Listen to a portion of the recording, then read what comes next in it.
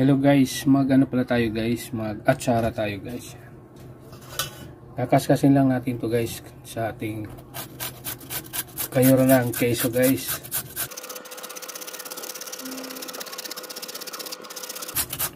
Yan guys, oh, pino lang siya guys. Oh. Tapos na rin guys. Bali itong papaya pala natin guys, may isang kilo to guys. Isang piraso lang. Ang gagawin naman natin dito guys, lalagyan natin ng asin guys, tapos pipigaan natin, hugasan natin, tapos pipigaan. Lagyan natin asin guys. Pagkatapos natin guys lamasin to, babalnawarin din naman natin to guys ng tubig guys. Wala lang guys yung dagta ng ating papaya. Guys, so wala pang tubig yan guys, katas pa lang ng papaya yan.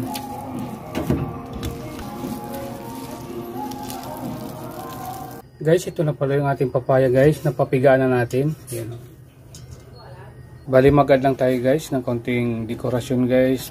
Meron tayong carrots, saka bell pepper guys, saka magad tayo ng resin guys. Hiwalay natin guys bago natin ilagay yung ating pinapakuloang suka guys. Kulo na guys yung suka, saka natin bubuhos yan guys. Guys, silver swan.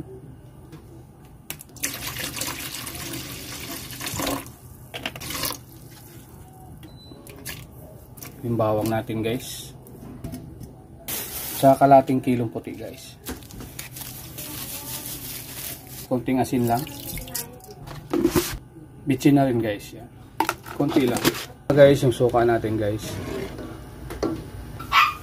Bali yung bawang pala guys, sinama ko sa pakulo sa bawang ay sa suka natin guys. Ibubuhusan natin guys, kulaan natin guys, ayan o. Ating atsara guys.